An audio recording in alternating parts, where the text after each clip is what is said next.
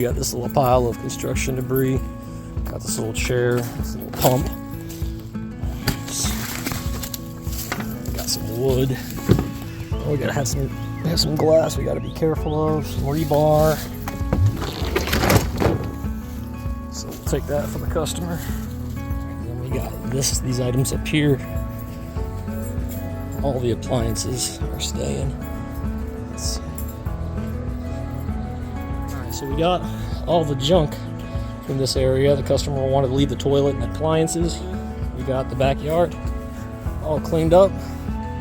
This pile's all gone.